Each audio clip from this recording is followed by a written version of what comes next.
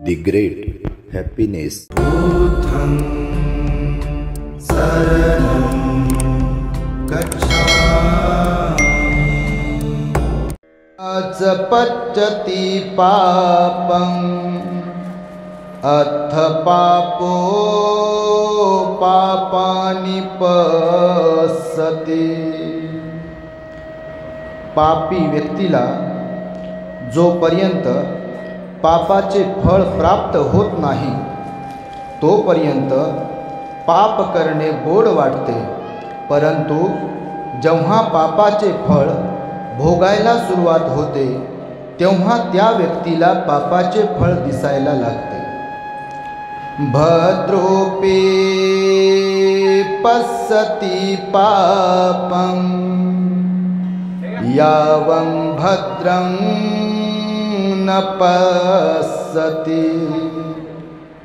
यदा च पश्यति भद्रं अथ भद्रो भद्राणि पश्यति।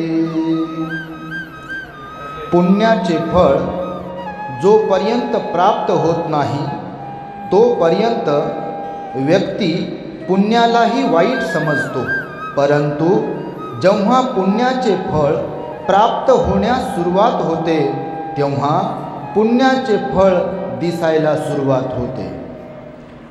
नमो तस्स भगवतो अरहतो सम्मा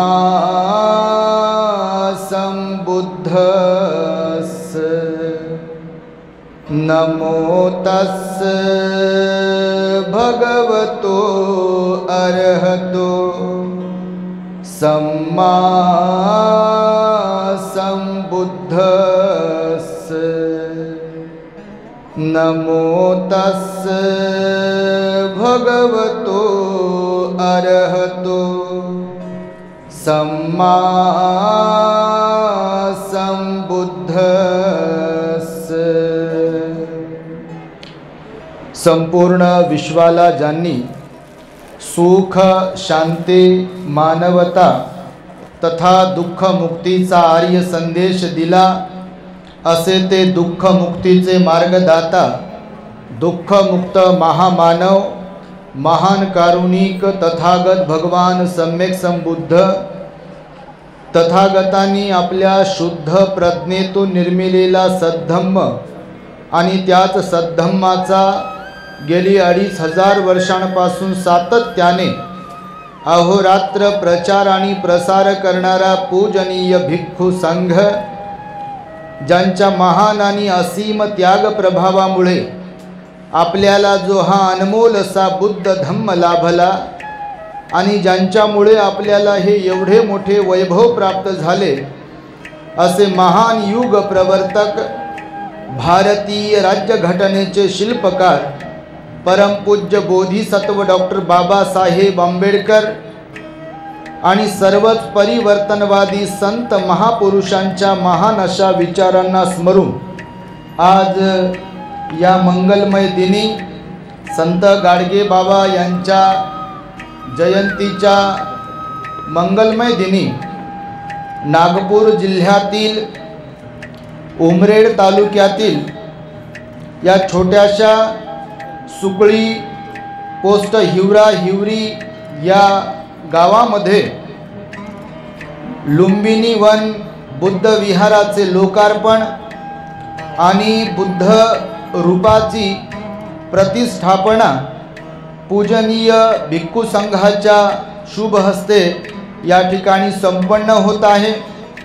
तेव्हा भिक्खू संघामध्ये आपणास धम्मदेशना देण्यासाठी आणि त्याद्वारे उपकृत करण्यासाठी उपस्थित असलेले आमचे धम्मबंधू, ज्यांनी आपणास धम्मदेशना देऊन उपकृत केले आहे, असे पूजनीय भिक्खू ज्ञानरक्षितजी थेरो, ज्ञान सत्यशोधक या यूट्यूब चॅनलचे संचालक, त्याचबरोबर आमचे धम्मबंधू प्युरिटी ऑफ माइंड या यूट्यूब चॅनलचे संचालक पूजनीय भिक्खू धम्मबोधीजी थेरो, त्याचबरोबर सर्च रिसर्च या यूट्यूब चॅनलचे संचालक पूजनीय भिक्खू एन धम्मानंदजी थेरो, त्याचबरोबर आपल्या नागपूर परिसरामध्ये वास्तव्य करून बुद्ध धम्माचा प्रचार आणि प्रसार करणारे आमचे धम्मबंधू पूजनीय भिक्खू यस नागसेनजी,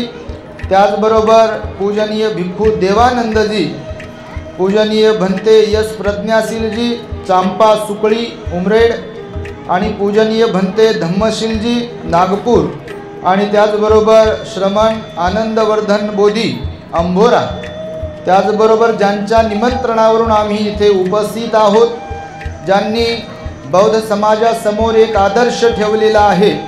खरं तर बोधिसत्व बाबासाहेबांना आदर्श अभिप्रेत असलेला एक उपासक, बाबासाहेबांचा एक सच्चा सैनिक म्हणून ज्यांनी या विहाराचं स्वकष्टाने स्वकर्तृत्वाने स्वतःच्या मेहनतीने जिद्दीने हिमतीने आणि श्रद्धायुक्त चित्ताने बुद्ध विहाराचं निर्माण केलं आहे, या सभामंडपाचं निर्माण केलं आहे, भिक्खू निवासाचं निर्माण केलं आहे आणि ज्यांनी आम्हाला धम्मदेशना देण्यासाठी इथे या कार्यक्रमासाठी आमंत्रित केले आहे असे आमचे श्रद्धावान धम्म उपासक बाबा लखारामजी विक्तूजी सुके, त्याचबरोबर त्यांच्या सुविद्य धम्मपत्नी आई रेखाबाई सुके या कार्यक्रमामध्ये ज्यांनी सहकार्य केलं आहे, विविध प्रकारे आपलं योगदान दिलं आहे असे सगळे सुके सुके ओले आणि सगळेच इथे उपस्थित असलेले आपण श्रद्धावान धम्म उपासक उपासिका, आमच्या नागपुरातून आलेले आमचे गजबीर साहेब, त्यांच्या समवेत असलेले श्रद्धावान उपासक उपासिका तथा आमच्या द ग्रेट हॅपीनेस या यूट्यूब चॅनलचे सर्वच दर्शक, तुम्हा सर्वांच्या प्रती मी सर्वप्रथम सद्भावना मंगल मैत्री व्यक्त करतो आणि या निमित्ताने माझ्या धम्मदेशनेस प्रारंभ करतो। आपण सर्वांनी शांत एकाग्र आणि श्रद्धायुक्त चित्ताद्वारे या अनमोल बुद्धवाणीला आपल्या हित सुखाकरिता श्रवण करावे, ग्रहण करावे। खरं तर सकाळी 10 पासून हा कार्यक्रम इथे सुरू आहे आणि 3 भंतेजींनी आपल्याला सुंदर अशा धम्मदेशना दिलेल्या आहेत। विविध विषयांवरती आपण बुद्धाची वाणी श्रवण केली आहे। गेल्या बऱ्याच दिवसांपूर्वी आम्हाला या गावातून कॉल आला, फोन कॉल आला आमच्या बाबाजींचा, सुके बाबांचा। नाव आडनाव जरी सुके असले आणि बाबांचं नाव जरी विक्तूजी असले, इकडं लय फेमस आहे विक्तूजी, नाव बाबांचं विक्तूजी जरी असले तरी बाबांनी म्हणजे सुके बाबांनी आज जे हे काम केलं आहे ते मोठमोठ्या शिकल्या सवरलेल्या लोकांना लाजवेल अशा प्रकारचं त्यांनी हे विहाराचं निर्माण करून कार्य केलं आहे। तेव्हा सर्वच उपस्थित जनांना मी सूचना करेल, एकदा त्यांच्यासाठी त्यांच्या परिवारासाठी साधुकार देऊन आणि टाळ्या वाजवून त्यांचं स्वागत करावं, अभिनंदन करावं। अशा श्रद्धावान लोकांमुळे, अशा दानशूर लोकांमुळेच बुद्धाचा धम्म, बुद्धाची तत्व आज 2600 वर्षानंतर सुद्धा जिवंत आहेत। ती विहारांच्या माध्यमातून, भिक्खू संघाच्या माध्यमातून। आता भंतेजींनी आपल्याला धम्मदेशनेमध्ये विशाखाचं एक्झाम्पल दिलं, विशाखाने निर्माण केलेल्या विहाराचं, तिने दिलेल्या दानाचं, अनाथ पिंडकाचं उदाहरण दिलं त्यांनी। आणि याही पूर्वी किंवा याही नंतर जिथे कुठे बौद्ध भिक्खू तुम्हाला धम्मदेशना देत राहतील ते सर्वच भिक्खू बुद्ध काळामध्ये ज्या ज्या श्रद्धावंतांनी बुद्ध धम्माचा प्रचार आणि प्रसार व्हावा या उदात्त हेतूने विहारांचं दान दिलं आहे, भिक्खू निवासांचं दान दिलं आहे, भिक्षू संघाला वृद्धिंगत करण्यासाठी भोजन दान दिलं आहे किंवा जे काही चिवराचं वगैरे दान दिलं आहे त्या सर्व दानदात्यांचं गुणगान भिक्खूंकडून आजही गायल्या जाते। खरं तर बाबासाहेबांच्यामुळे आपल्याला हा बुद्धाचा धम्म प्राप्त झाला आणि त्यामुळे ही पुण्यसंधी आपल्याला लाभली। ज्या समाजाच्या सावलीचा विंटाळ लोकांना होत होता, ज्यांच्या गळ्यामध्ये मडकं होतं, ज्यांच्या पायांचे ठसे जमिनीवर पडू नये अशा प्रकारची एक धर्मव्यवस्था लोकांनी निर्माण केली होती, त्या व्यवस्थेला झुगारून बाबासाहेबांनी हा बुद्धाचा धम्म आपल्याला दिल्या कारणाने जो समाज, जी लोक या इतर लोकांच्या, स्पृश्य लोकांच्या दारावर जाऊन रोज आणि रोज सकाळ दुपार संध्याकाळ जोहार मायबाप करू करू, खुळखुळ्याची काठी वाजू वाजू त्यांचं जे उरलेलं जेवण असेल, भाजी पोळी असेल, त्याच्यावरच गुजराण करायचे किंवा मागून मागून मागूनच खायचे, असा जो भीकमागे समाज होता, म्हणजे भीक मागण्याची वेळ ज्यांच्यावर आणली होती ज्या व्यवस्थेनं, तो समाज बाबासाहेबांच्या मुळे आज मालामाल झाला आणि जो मागणारा समाज होता तो आज देणारा बनला आणि त्या देणाऱ्यांपैकी आमचे सुके बाबा आहेत. खरं तर ही बाबासाहेबांच्या धम्मक्रांतीची कमाल आहे. यदा कदाचित बाबासाहेब आपल्या वाट्याला आले नसते तर आज आपले कोणते किती हाल असते ह्याच्याबद्दल विचारही करू शकत नाही आपण.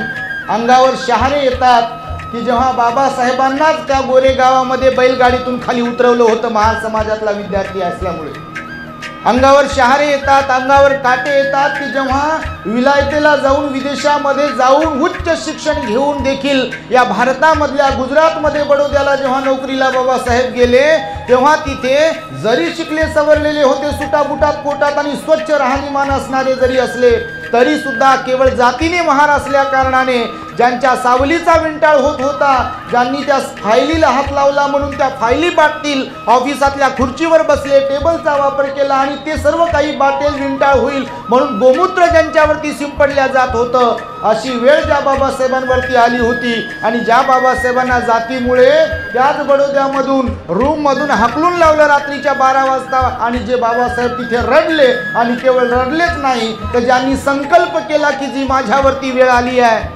ती माझ्या समाज बांधवांवरती येऊ देणार नाही आणि त्याच्यासाठी मी लढेल, त्याच्यासाठी मी माझं जीवन समर्पित करेल, मी स्वतःसाठी जगणार नाही, मी माझ्या समाजासाठी जगेल, स्वतःला त्यासाठी सिद्ध करेल, असा संकल्प करून ज्यांनी हे सोन्याचे दिवस आपल्या वाट्याला आणले, अशा बोधिसत्व बाबासाहेबांमुळे आज हे चांगले दिवस आपण जगतोय आणि त्यांच्यामुळे दान देण्याची संधी आपल्याला प्राप्त झाली आहे. म्हणून बाबासाहेबांच्या सुद्धा सदैव आपण ऋणामध्ये असायला पाहिजे. बाबासाहेबांच्यामुळे हा बुद्धाचा धम्म मिळाला. भगवान बुद्ध म्हणाले की या मानवी जीवनामध्ये जिवंत असेपर्यंत पुण्याचं पापाचं महत्त्व आपल्याला समजलं पाहिजे. मी जे प्रारंभी गाथा म्हणालो त्या धम्मपदामध्ये आलेल्या गाथा आहेत.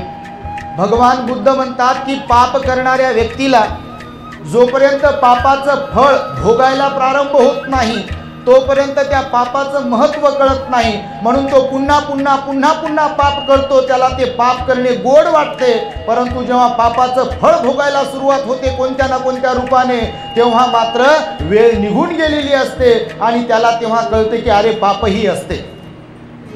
त्याचप्रमाणे भगवंतांनी पुण्याच्याही संदर्भात सांगितलं आहे. काही व्यक्ती असे असतात की त्यांना पुण्याचं महत्त्व समजत नाही, म्हणून पुण्यकर्म जरी करत असले इतर लोक तरी त्यांचा पुण्यावरती विश्वास नसतो, परंतु पुण्याचं फळ जेव्हा भोगायला सुरुवात होते म्हणजे सुख शांतीमध्ये केलेल्या पुण्याचं जेव्हा फळ मिळते तेव्हा त्या व्यक्तीला दिसून येते की अरे पुण्याचंही फळ आहे. म्हणजे कर्म जेव्हा घडते आणि कर्माचा विपाक जेव्हा आपल्या वाट्याला येतो तेव्हा आपल्याला समजते की अरे कर्म आहे. आणि बुद्ध आणि त्यांच्या धम्मग्रंथामध्ये डॉक्टर बाबासाहेब आंबेडकरांनी भगवान बुद्धांनी सांगितलेला कर्मसिद्धांत आपल्याला शिकवलेला आहे. आपल्या लोकांनी जर तो नीट वाचला, नीट अभ्यासला, त्यावर चिंतन केलं, मनन केलं तर आपल्या लक्षात येईल की भगवान बुद्धांनी ज्या 10 पारमिता शिकवल्या किंवा बुद्धत्व प्राप्तीसाठी ज्या 10 पारमिता अत्यंत महत्त्वाच्या आहेत आणि त्या आचरणात आणल्या पाहिजे. खरं तर बाबासाहेबांनी 22 प्रतिज्ञेमध्ये सुद्धा ते मेन्शन केला आहे. तुम्ही 22 प्रतिज्ञा जर वाचल्या असतील तर मी भगवान बुद्धांनी सांगितलेल्या 10 पारमिता पाळीन, हा ही 22 प्रतिज्ञामध्ये प्रतिज्ञा आहे. बघा, मी भगवान बुद्धांनी सांगितलेल्या अष्टांग मार्गाचा अवलंब करेल, ही एक 22 प्रतिज्ञामध्ये प्रतिज्ञा आहे. आणि त्यामुळे आपल्या लोकांनी नीट ह्या सगळ्या गोष्टींना समजून घेण्याची गरज आहे. म्हणून आज भारतामध्ये सुद्धा अनेक असे लोक आहेत की जे दान पुण्य करत आहेत. आम्ही जे बुद्ध धम्माचा प्रचार आणि प्रसार करीत आहोत भिक्षू संघाला सुद्धा वेगवेगळ्या प्रकारचं दान पुण्य केल्या जाते. प्रवासासाठी म्हणा, चिवरासाठी म्हणा, भोजनासाठी म्हणा, असे मायबाप समाजामध्ये आहेत. काही की रोज आणि रोज दान करतात. मग ते 10 रुपये असतील, 100 रुपये असतील किंवा अजून काही असतील. लोक दान देतात, जे जे काही आमच्याकडे आहे भिक्खू संघाकडे जे जे म्हणून काही असते ते समाजाचं आहे आणि समाजाचं कर्तव्य देखील आहे आणि समाजाने पुण्यकर्म सुद्धा समजून घेतलं पाहिजे की भिक्खू संघाला आपण जे म्हणून काय देत असतो त्याच्यामध्ये महान पुण्य आहे. तुमच्या माहितीसाठी संदर्भ मी आज अनाथ पिंडकाचाच सांगेल. भगवंताच्या काळामध्ये ज्याने 54 करोड रुपयाचं विहार निर्माण केला आहे त्या अनाथ पिंडकाचा एक छोटासा संदर्भ मी आपणास सांगेल. खरं तर नेहमीच आपल्या लोकांना मी सांगत असतो की जे लोक जयंतीच्या दिवशी फक्त बाबासाहेबने हमें मालामाल बनाया आणि तुझ्या रक्तामधला भीमराव पाहिजे आणि बाबासाहेब सर्व काही वगैरे वगैरे म्हणून नाचतात, डान्स करतात, परंतु कृती मात्र काहीच करत नाही, असा जो वर्ग आहे समाजातला त्यांची आम्ही बऱ्याचदा कानटोचणी करत असतो.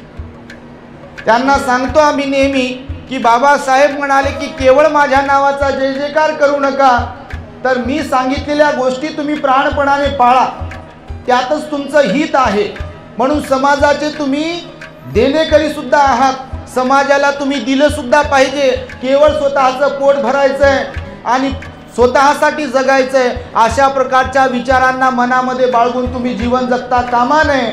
तुम्ही अशा समाजामध्ये जन्मलात की ज्या समाजाचा उद्धार करण्यासाठी तुम्ही सुद्धा स्वतःच्या जीवाचं रान केलं पाहिजे असे बाबासाहेब म्हणाले.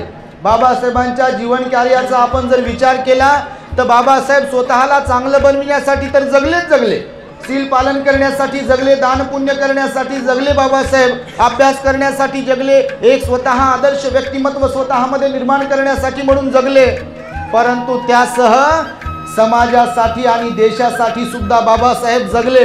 ही बाबासाहेबांची खासियत आहे आणि म्हणून आपल्या समाजातल्या प्रत्येक व्यक्तीने, मी तर प्रत्येकाला सांगतो आहे की बाबासाहेबांमुळे आज मालामाल झाले.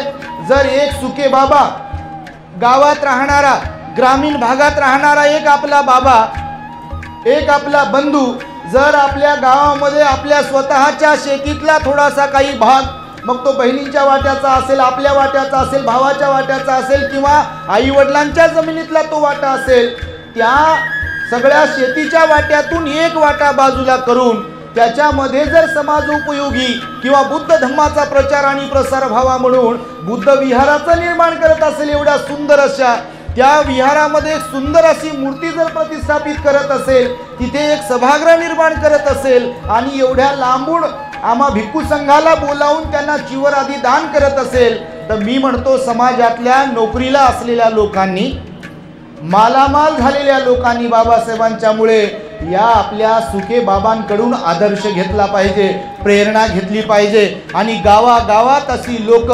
शहरांमध्ये अशी लोक निर्माण झाली पाहिजे, तयार झाली पाहिजे. मी कधी दुसऱ्या धर्मावर टीका टिप्पणी करत नाही, परंतु काही इतर लोकांकडून सुद्धा घेण्यासारख्या गोष्टी असतात. जसे बाबासाहेब म्हणाले ख्रिश्चन लोकांकडून किंवा त्यांच्या धर्मप्रचारकांकडून सुद्धा आपल्या बौद्ध धर्माच्या प्रचारकांनी आदर्श घेतला पाहिजे, असं बाबासाहेबांचं एका ठिकाणी कोट आहे. तर मी आपल्या समाजाला नेहमी सांगतो की तुमच्या आजूबाजूला गावात, शहरात, वार्डात, नगरात जर तुम्ही कधी पाहाल तर हिंदू लोकांनी आपले आपले मंदिरं निर्माण केलेत आणि त्या मंदिरामध्ये येण्यासाठी कधी कुणाला निमंत्रण वगैरे दिले जात नाही. आता बघा कोणता तरी, आता मला वाटतं 20 तारखेला का काही तर कोणत्या तारखेला आहे, कोणती रात्र झाली, किती जथ्थेच्या जथ्थे जिकडे जात होतो तिकडे जथ्थेच्या जथ्थे होते. बघा आम्ही नेहमी चर्चा करतो भिक्खू संघामध्ये की या लोकांना कोणी बोलवत नाही, पण तरी सुद्धा चौकात असेल किंवा गावात असेल, शहरात असेल किंवा किती जरी असले तरी तिथे वेळ काढून लोक जातात. आपल्या लोकांनी सुद्धा त्यांच्याकडून शिकायला पाहिजे. बाबासाहेब म्हणाले किमान रविवारी विहारात जा. आपल्या लोकांनी सुद्धा विहारांमध्ये गेलं पाहिजे, मुलाबाळांना घेऊन गेलो पाहिजे, नातू कुतूंना घेऊन गेलो पाहिजे, परिवाराला घेऊन गेलो पाहिजे. केवळ आपण खाण्यापिण्यासाठीच जगायचं नाही आहे, केवळ श्रीमंत होण्यासाठीच जगायचं नाही आहे, केवळ नोकरीसाठीच जगायचं नाही आहे, तर आपल्याला समाजासाठी सुद्धा जगायला पाहिजे. आपण समाजासाठी सुद्धा देणं लागतो, ही गोष्ट आपल्या प्रत्येक व्यक्तीने ध्यानात ठेवली पाहिजे. म्हणून मी आपल्या समाजातले IAS ऑफिसर्स असतील किंवा क्लास 1 ऑफिसर असतील, अधिकारी असतील किंवा ज्यांना 50,000 किंवा त्याहीपेक्षा अधिकचे पगार असतात, कंपनीत नोकरीला असतील मुलं मुली, मी तर आजकाल हेही सांगतोय आपल्या मुला मुलींना की जे नोकरीला लागत आहेत त्यांचा पहिला पगार त्यांनी प्रारंभ केला पाहिजे। जे भिक्खू विनयाने राहून शीलाने राहून बुद्ध धर्माचा प्रचार प्रसार करतात त्यांना त्यांनी पहिला पगार दान द्यायला सुरुवात केली पाहिजे, पहिला पगार दिला पाहिजे। कारण बाबासाहेबांच्यामुळे नोकरी आहे, बाबासाहेबांच्यामुळे शिक्षण आहे, बाबासाहेबांच्यामुळे थाटामाटाचं जीवन आहे। जर हे खरंच बाबासाहेबांच्यामुळे सर्व काही आहे तर मग आपण काय देतोय बाबासाहेबांसाठी? मी तर म्हणतो बाबासाहेबांच्या उपकारांची परतफेड कोणीच करू शकत नाही, परंतु त्यांच्या ऋणांतून मुक्त होण्यासाठीचा प्रयत्न का होईना आपण नेहमी नेहमी सदैव बाबासाहेबांना जे अभिप्रेत होतं, जसं की आदर्श बौद्ध समाजाची निर्मिती झाली पाहिजे, आपला समाज आदर्श बौद्ध बनला पाहिजे, जेणेकरून इतरांनी सुद्धा आपल्या लोकांकडे पाहून प्रेरणा घ्यावी, असं जे बाबासाहेबांना वाटत होतं त्या बुद्ध धम्माचा प्रचार आणि प्रसार करण्यासाठी आपण आपला प्राणपणाला लावला पाहिजे। आपण जे काही कमवतो आहे त्यातला काही ना काही हिस्सा धम्म प्रचारामध्ये दान दिला पाहिजे। बाबासाहेब म्हणाले तुमच्या कमाईचा 20वा हिस्सा तुम्ही धम्म कार्यासाठी दान द्या। हे बाबासाहेबांच्या बद्दल आपण नेहमी सांगतो आणि म्हणून मी आपल्या लोकांना सांगतो, शहरामध्ये राहणारे लोक असतात भरपूर, मला वाटतं नागपुरात बहुसंख्य लोक आहेत आपले, औरंगाबादमध्ये बहुसंख्य लोक आहेत, मुंबईसारख्या शहरात बहुसंख्य लोक आहेत, सगळ्या शहरांमध्ये आपले लोक आहेत जे की गावातून शहरात गेले आहेत नोकरीसाठी, बरोबर आहे। आणि त्या लोकांनी शहरांमध्ये मोठमोठे बंगले बनवले आहे, बिलकुल बंगले बनवले पाहिजे, चांगल्या थाटामाटाची घरं आपल्या लोकांनी मोठमोठे घरं बनवले पाहिजे, चांगल्या गाड्या घेतल्या पाहिजे, श्रीमंत तर व्हायलाच पाहिजे, राहायला पाहिजे, परंतु केवळ आपली बायको, आपला नवरा, आपले मुलं बाळ, मी नेहमी सांगतो त्याप्रमाणे बाल्याची माय, बाल्याची बायको आणि आपलं घर आणि समाज गेलाय चुलीत, अशा प्रकारचा मात्र आपल्या लोकांनी विचार करता कामा नये। मला समाजाचं काही मी देणं लागतो आणि ते देणं आपण समजून घेऊन बाबासाहेबांना जे काही अभिप्रेत होतं ते देण्याचा आपण सातत्याने प्रयत्न केला पाहिजे। अनाथ पिंडक जो दानशूर दाता होता, भगवंताच्या काळामध्ये अग्र उपासकांपैकी तो एक होता, जेव्हा तो दान देत राहिला परंतु एक वेळ त्याच्यावर अशी आली, आता भंतेंनी सांगितलं त्याला धरूनच पुष्टी आहे की तो एक दिवस गरीब बनला, कंगाल बनला आणि तो कंगाल बनल्यानंतर त्याचा एक द्वारपाल होता, श्रीमंत होता, तो सावकार होता, व्यापारी होता, अनाथ पिंडक, मग त्याचा एक द्वारपाल होता।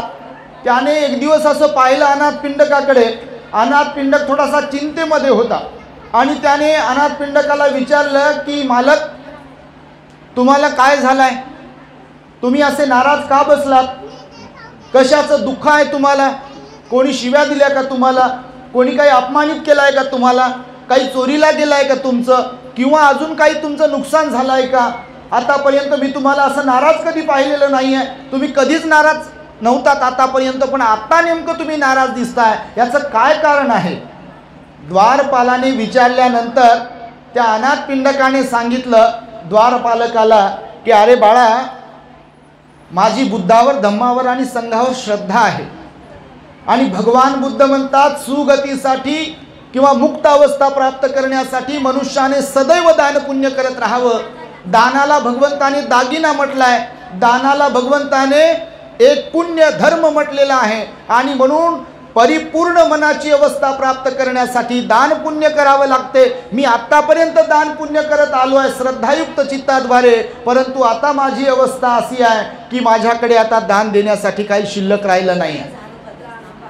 तेव्हा तो द्वारपाल अनाथ पिंडकाला म्हणतो की मालक, लहान तोंडी मोठा घास होईल, परंतु मी पण तुम्हाला काही सूचित करतो आहे की आता तुमची अशी अवस्था आली आहे, तुमच्यावरती वेळ आली आहे, गरीब झालात तुम्ही, पण याच्या पुढे तुम्ही कधी दान पुण्य करू नका, स्वतःसाठी जगा, स्वतःच्या लेकरा बाळांसाठी जगा, पैसे जमवून ठेवा, टिकवून ठेवा, हे मला नेहमी वाटत होतं, परंतु आज सांगण्याची ती वेळ आली आहे, संधी भेटली म्हणून मी तुम्हाला सांगतोय की तुम्ही त्या गौतमाला, सिद्धार्थ गौतमाला दान वगैरे देऊ नका, त्यांच्या भिक्खू संघाला वगैरे दान देऊ नका। मी यासाठी म्हणून सांगत नाही आहे की दान दिलं नाही पाहिजे, परंतु तुम्ही गरीब होत आहात याच्यामुळे तुम्हाला सांगत आहे। अनाथ पिंडकाला त्याच्या सांगण्याचा राग आला, कारण यांची श्रद्धा होती, त्याने त्याला थोडंसं झापलं आणि त्याला कामावरून काढून टाकलं। परंतु काही दिवस लोटल्यानंतर तो जो द्वारपाल होता तो अनेक वर्षांपासून अनाथपिंडकाच्या घरी शेतावर कामाला होता. तो बुजुर्ग होता, म्हातारा होता आणि अनाथपिंडकाच्या पित्यापासून, आईपासून, परिवारापासून, त्याच्या घरातल्या सगळ्या गोष्टी त्याला माहिती होत्या. मग जेव्हा हा गरीब झाला अनाथपिंडक, तेव्हा काही दिवसानंतर त्या द्वारपालाला आठवलं की अरे गड्या, अनाथपिंडकाच्या घरच्या लोकांनी, पूर्वजांनी शेतामध्ये एका ठिकाणी धन गाडून ठेवलाय. तुम्ही आताही जर कधी पाहत असाल बघा, हे धन गाडण्याबद्दल आणि धन मिळण्याबद्दल बऱ्याच बातम्या येत असतात बघा. पूर्वीच्या काळामध्ये धन गाडून ठेवण्याची पद्धत होती, तेव्हा काही बँका वगैरे जास्त नव्हत्या आणि म्हणून धन गाडून ठेवायचे. तर अनाथपिंडकाच्या पूर्वजांनी सुद्धा जे धन गाडून ठेवलं होतं ते त्या द्वारपालाच्या लक्षात आलं आणि द्वारपालाने ते धन काढलं आणि अनाथपिंडकाला नेऊन दिलं. त्याला सांगितलं की महाराज, हे अशा अशा प्रकारे आपल्याच पूर्वजांचं धन आहे, याचा तुम्ही आता उपभोग घ्या. त्या अनाथपिंडकाला त्याच्याबद्दल प्रेम निर्माण झालं, त्याला आपुलकी वाटली, त्यांनी पुन्हा त्याला कामावर ठेवलं. परंतु धन मिळाल्यानंतर लगेच दान देण्यासाठी अनाथपिंडक पुन्हा विहारात गेला, पण जाता जाता या द्वारपालाला सुद्धा सोबत घेऊन गेला आणि भगवंताला त्याने वंदन केलं. भगवंताने त्याला उपदेश केला आणि मी जे प्रारंभी आता हे धम्मपदाच्या गाथा म्हणालो, पाप पुण्याच्या फळाच्या संदर्भामध्ये ह्या गाथा किंवा हा उपदेश अनाथपिंडकाला आणि त्याच्या द्वारपालाला उद्देशून भगवंताने सांगितलं आहे की पुण्याचंही फळ येते, म्हणून पुण्य करताना पुण्य वाईट आहे असं कधी समजू नये किंवा याचं काहीच फळ नाही असं समजू नये. कोणत्या कर्माचं कधी फळ मिळेल हे निश्चितपणे सांगता येत नाही, मात्र हे निश्चितपणे सांगता येईल की पुण्याचं फळ हे सुखशांतीमध्ये मिळते आणि पाप कर्माचं फळ हे दुःखामध्ये, त्रासामध्ये मिळते. आणि हा भगवंताने त्यांना उपदेश केला. त्यामुळे ह्या गाथा मला इथे आठवल्या, त्यामुळे ह्या गाथा मी इथे उच्चारलेल्या आहेत. मी जे तुम्हाला म्हणालो की आपल्या लोकांनी, खरं तर 2-3 प्रकारचे लोक असतात समाजामध्ये. स्वतःसाठी जगणारे काही लोक असतात. तुम्ही जर पाहत असाल तर बापा, तुम्ही कोण कोण कोणत्या प्रकारचे आहात हे काय आम्हाला माहीत नाही. इथे बसलेले काही लोक जेवण्यासाठीच येतात बापा कार्यक्रमात.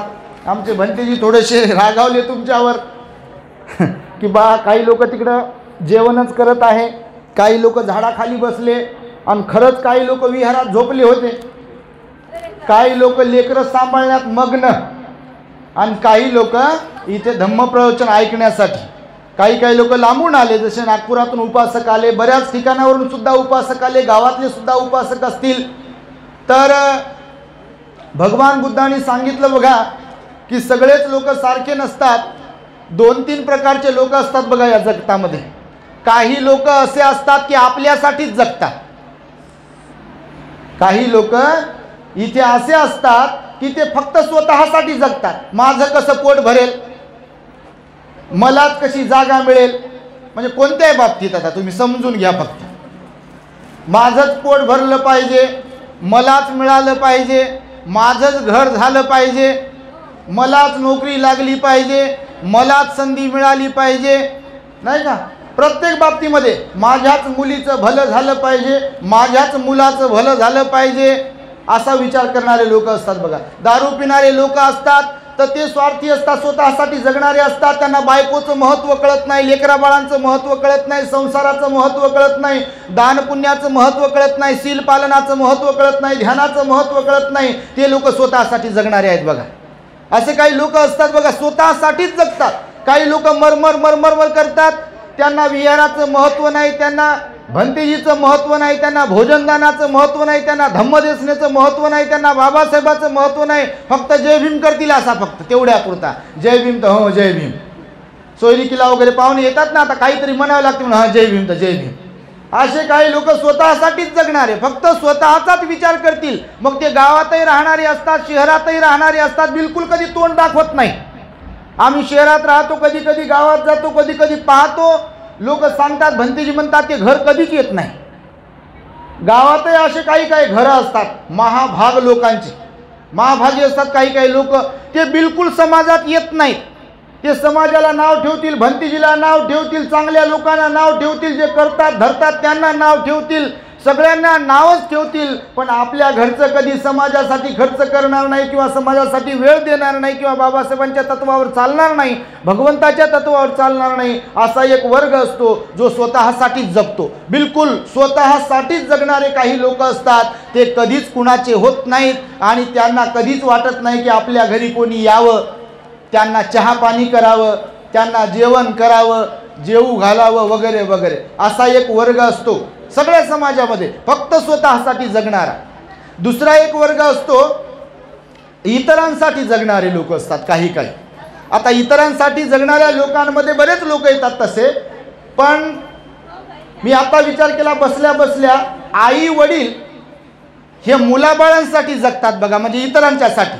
समजा एखादी भाकर असेल, गरीब परिस्थिती असेल, तर ती आई ते वडील लेकरं बाळा असतील तर त्यांना म्हणतील बाळांनो तुम्ही पोटभर खा, बोलता की नाही. ते इतरांसाठी जगणारे. हालाकी प्रत्येकच मायबापाच्या बाबतीत संध्याकाळी तसं होत नाही त्यांच्याबरोबर. जसं ते लहान मुलं असताना त्यांच्याबद्दल विचार करतात की आमच्या बाळांचं पोट भरलं तर आमचं पोट भरल्यासारखं आहे, त्यांनी खाल्लं तर आमचं पोट भरल्यासारखं आहे, असे जे आई वडील विचार करतात लेकरं लहान असताना, तसे फार क्वचित लेकरं असतात की मायबाप जेव्हा म्हातारे होतात तेव्हा त्यांचा विचार करणारे की अरे आम्ही तर जवान आहोत, तरुण आहोत, मायबाप म्हातारे आहेत, त्यांना गरज आहे, मग त्यांना प्रथम प्राधान्य देऊन त्यांना भोजन अगोदर दिलं पाहिजे, त्यांना औषधोपचार अगोदर केले पाहिजे, त्यांना झोपण्याची वगैरे व्यवस्था अगोदर करून दिली पाहिजे, त्यांना कपडे अगोदर घेऊन दिले पाहिजे. असा विचार करणारे मुलं मात्र फार कमी असतात. प्रत्येकाच्या जीवनामध्ये असं घडते बघा, लहानपणी होतात आपले लाड आणि म्हातारपणी होतात आपले हाल. लहानपणी लाड होतात. आता इथे बसलेले लेकरं पहा, ते भंतेजी म्हणे पहा म्हणे सारं लक्ष त्या बाईचं आणि तिच्या बाजूच्या लोकांचं बायांचं त्या बाळावरच आहे म्हणे, तिचं ध्यान म्हणे धम्मदेशनावर बिलकुलच नाही म्हणे. ते माईकवर सांगत होते तरी पण ते आपल्या लेकरांनाच बोलण्यामध्ये हसू हसू बोलण्यामध्ये गर्क होती बघा. असे मायबाप असतात, पूर्ण लक्ष लेकरावरती असते. म्हणून लहानपणामध्ये लाड होतात तर म्हातारपणामध्ये हाल होतात.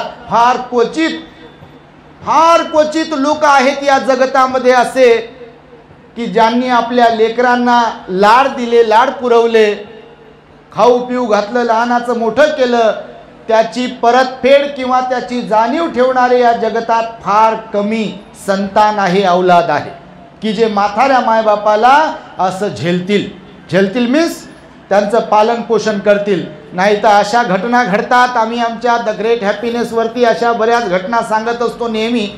आत्ता नांदेडला बघा, काही दिवसांपूर्वी मी एक व्हिडिओ बघितला. एक म्हातारी आई तिच्या मुलाने, नोकरीला असलेल्या मुलाने, बायकोसोबत भांडणं होतात म्हणून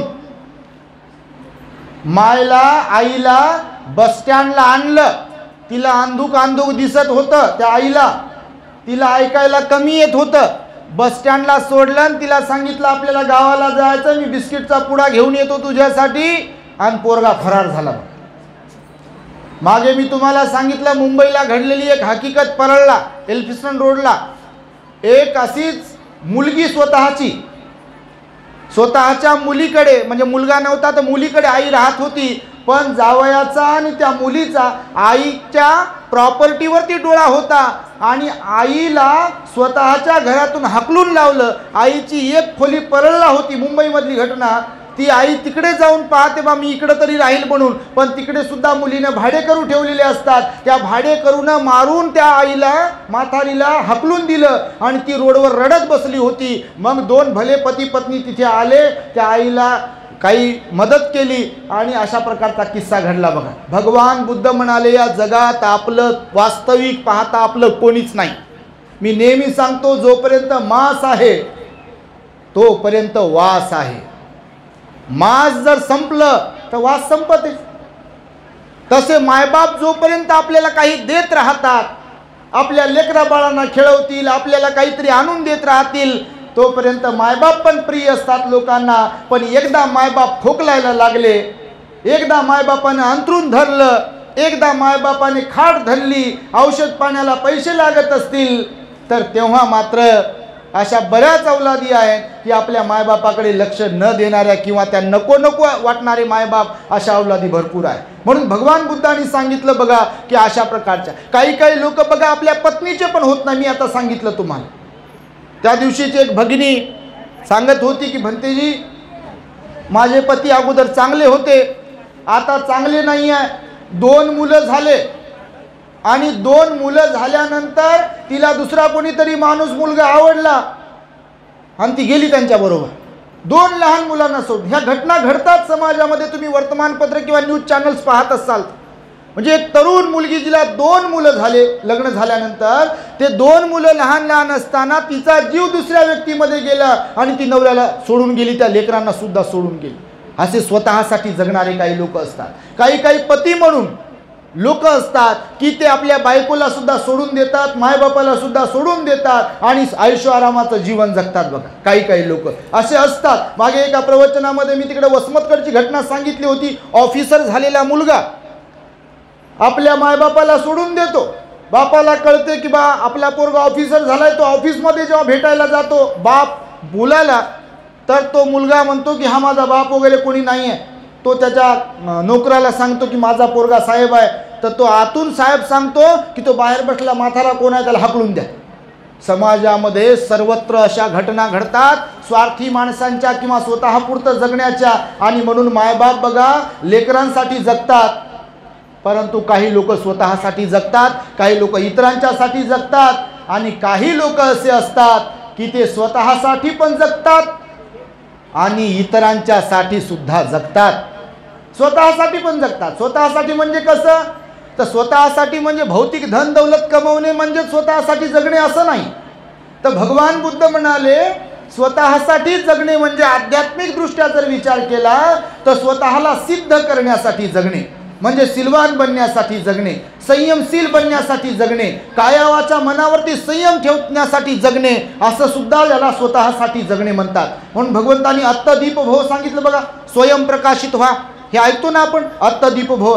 तर काही लोक स्वतःसाठी सुद्धा जगतात. जसे बाबासाहेब चारित्र्य संपन्न होते, स्वतःसाठी जगले, स्वतःला सिद्ध केलं, आदर्श व्यक्तिमत्व घडवलं, उच्च शिक्षण घेतलं, विलायतेला जाऊन लंडन स्कूल ऑफ इकॉनॉमिक्समध्ये गेले बाबासाहेबांनी शिक्षण घेतलं, कोलंबिया युनिव्हर्सिटीमध्ये गेले तिथे शिक्षण घेतलं, भारतामध्ये शिक्षण घेतलं, उस्मानिया युनिव्हर्सिटीमध्ये शिक्षण घेतलं, स्वतःला सिद्ध केलं, कायदे पंडित बनले, घटनेचे शिल्पकार बनले, रंजल्या गांजलेल्यांसाठी जगण्यासाठी स्वतः सिलवान बनले, चारित्र्य संपन्न बनले, समाजाला कधी असं लुबाडलं नाही, ठकवेगिरी केली नाही, फसवेगिरी केली नाही, चालाकबाजी केली नाही, हुशारी केली नाही, मलाच सगळं मिळावं, मलाच मानपान द्यावा यासाठी कधी जगले नाही.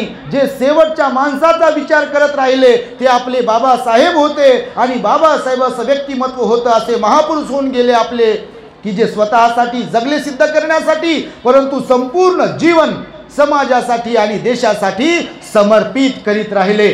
आपण त्यांची औलाद आहोत, आपण त्यांचे लेकरं आहोत. म्हणून आपल्यामध्ये बाबासाहेबांचे सद्गुण आपण उतरवले पाहिजे.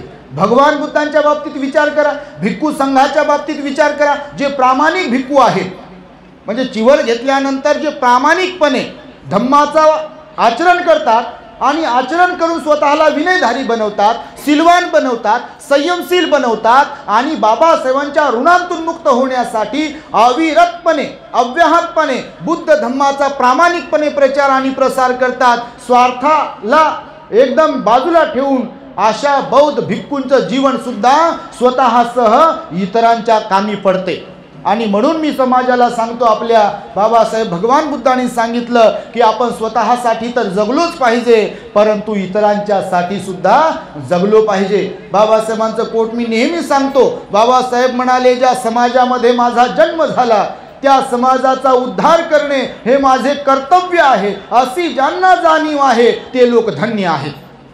आपल्या समाजातल्या लोकांनी बाबासाहेबांना अभिप्रेत असलेलं जीवन जगून स्वतःला धन्य बनवलं पाहिजे आणि स्वतःचं मन म्हटलं पाहिजे की गड्या खऱ्या अर्थाने तू बाबासाहेबांचं लेकरू आहेस. प्रत्येक स्त्रीला पण असं वाटायला पाहिजे, समाजातल्या बुद्ध धम्माचा मी प्रचार प्रसार करण्यासाठी सहाय्यक बनत आहे. बचत गटासाठी जसे एकत्र येता का नाही तुम्ही, बापा लय बाया एकत्र येता, विहारात येण्यासाठी लय कमी बाया एकत्र येत असतील, बचत गटासाठी मात्र लय एकत्र येते. 50-50 रुपये, 100-100 रुपये, काय काय. त्या दिवशी मी बोलता बोलता सांगितलं की आपल्या जेवढ्या काही महिलांचे, माता भगिनींचे बचत गट वगैरे असतील त्यांनी बिलकुल ते बचत गट वगैरे करावे, पैशांची बचत करावी, आपल्या परिवारासाठी जे काही उदरनिर्वाह करायचा आहे ते करावं. परंतु ते करत असताना, बचत गटासाठी पैसे जमा करत असताना त्यातून छोटी छोटी अमाऊंट जमा करावी आणि ती अमाऊंट बचत गटाच्या वतीने दरमहा एखाद्या विहाराला, काम करणाऱ्या भिक्खूला, संघाला दान देत राहावी आणि समाजासमोर एक आदर्श निर्माण करावा. आता 10 फेब्रुवारीला आमचा जन्मदिवस झाला. औरंगाबाद येथील एक महिला मंडळ आमच्याकडे आलं आणि त्यांनी बोलून दाखवलं, भंतेजी आम्ही काय करू शकतो, आमचा एक बचत गट आहे महिलांचा, तुम्ही सांगता की बा समाजासाठी तुम्ही काम केलं पाहिजे, समाजासाठी योगदान दिलं पाहिजे, धम्मप्रचारासाठी योगदान दिलं पाहिजे, भंतेजी आम्हाला काहीतरी सांगा तुम्ही की जे आम्ही करू शकतो सामूहिक पद्धतीने. तसं आम्ही एका महिन्याला जमत असतो. तर त्यांना मी सांगितलं की बघा, तुम्ही जर एकत्र येत असाल तर काही अशी अनामत जमा करा आणि धम्मप्रचारासाठी ती दान देत राहा, किंवा पौर्णिमेला, रविवारी एखाद्या विहारात जात राहा, तिथे साफसफाई करा, स्वच्छता राखा, तिथे वंदना करत राहा, किंवा घरोघर जात राहा, आपल्या महिलांना बुद्ध विहारात येण्यासाठी प्रेरित करत राहा. हे सुद्धा बाबासाहेबांना अभिप्रेत असलेलं कार्य होईल. म्हणजे आपण काहीच करू शकत नाही असा विषय नाही आहे. आपण जर ठरवलं तर काहीही करू शकतो.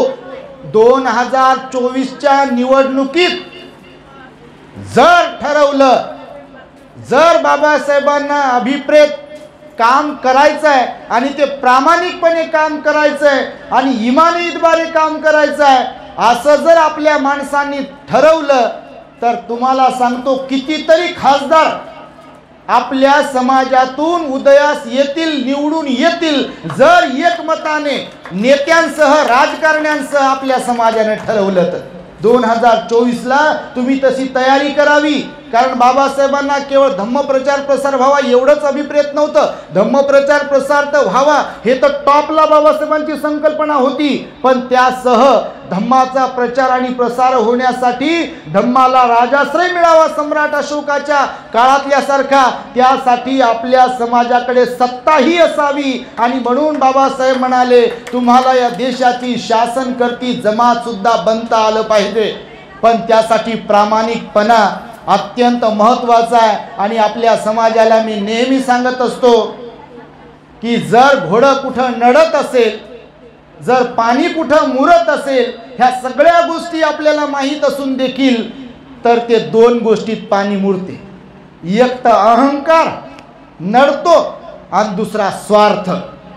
ह्या 2च गोष्टीमुळं जे बाबासाहेबांना अभिप्रेत आहे ते घडत नाही. राजकीय क्षेत्रामध्ये मी मोठा की तू मोठा, मी अध्यक्ष की तू अध्यक्ष, आणि मी का नाही, मग ह्याच्यामध्ये सगळं काही वाया चाललंय, आपलं सगळी ताकद वाया चालली आहे. आणि म्हणून आमचे भंतेजी आता उघड सांगतात. त्या दिवशी आम्ही चर्चा केली तर भंतेजी म्हणे, आपण समाजाला सांगू म्हणे, बा तुम्ही जर राजकारणी लोक किंवा समाजातले काही लोक धार्मिक क्षेत्रामध्ये येत असाल आणि धम्माचा प्रचार प्रसार करत असाल किंवा सामाजिक कार्य करत असाल तर मग भंतेजी निवडणुकीत उतरलेले एखादा पक्ष काढला तर जमेल काय म्हणे, आपण समाजाला विचारू म्हणे.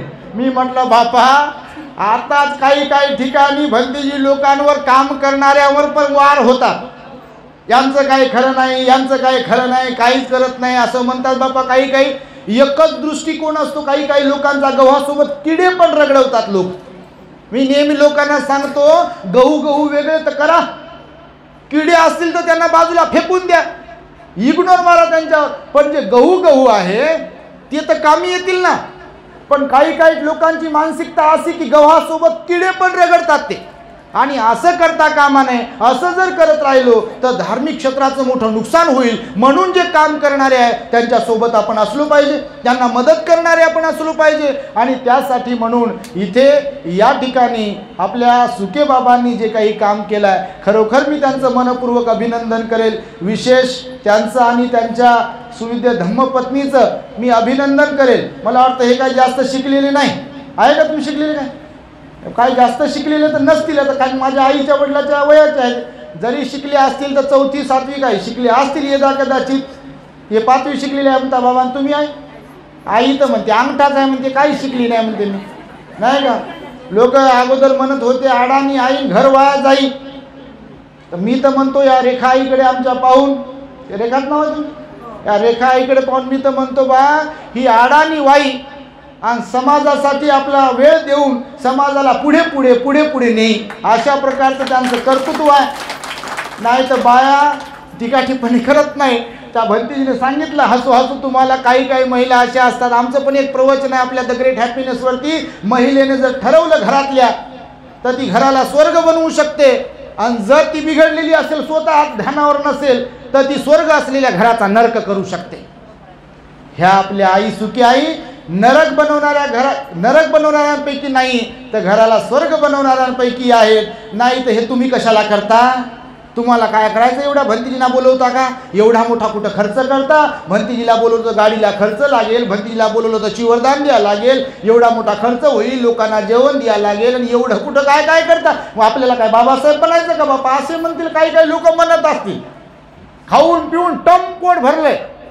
त्या दिवशी एक माणूस म्हणे भंतीजी तुम्ही काय म्हणा म्हणे, हे काय करायचं म्हणे भंतीजीला, ते काय करायचं म्हणे भंतीजीला, हे काय करायचं ते काय करायचं.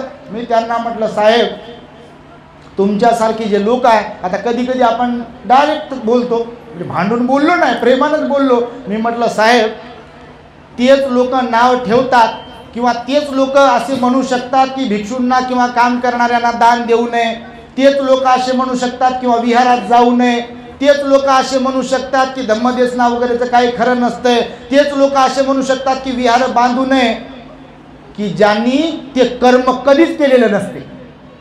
ज्यांनी ते कर्म केलेले असते ते असं कधीच म्हणू शकत नाही. ज्यांचा दानावर विश्वास आहे, ज्यांचा विहारावर विश्वास आहे, ज्यांचा भंतीजीवर विश्वास आहे, ते कधी नाव ठेवू शकत नाही.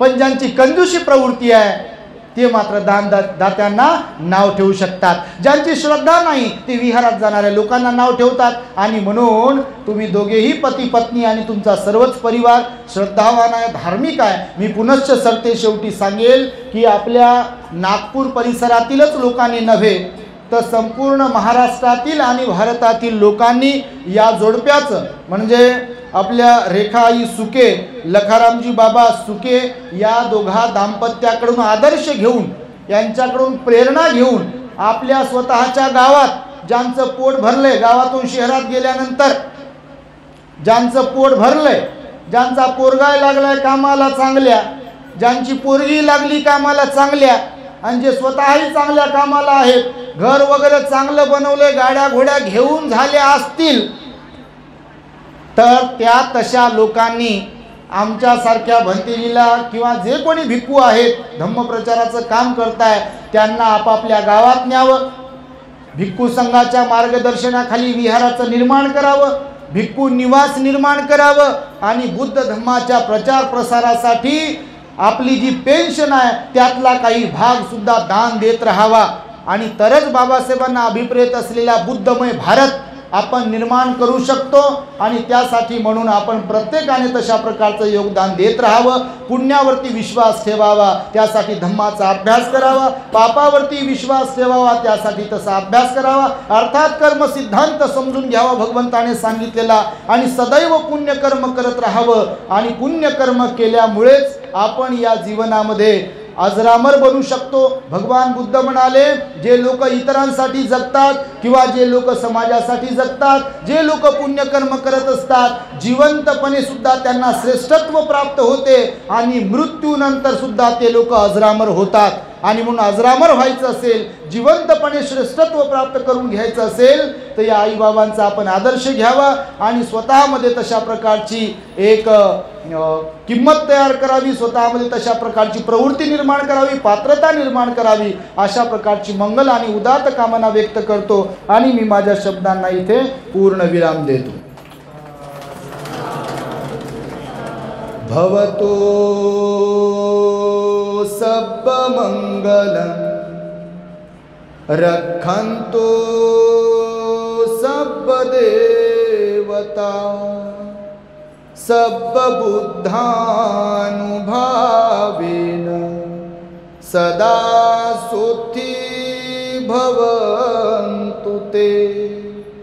भवतु सर्वमङ्गलं रक्षन्तु सर्वदेवता सर्वधर्मानुभावेन सदा सुखी भवन्तु ते। भवतु सर्वमङ्गलं रक्षन्तु सर्वदेवता सर्वसङ्घानुभावेन सदा सुखी भवन्तु ते।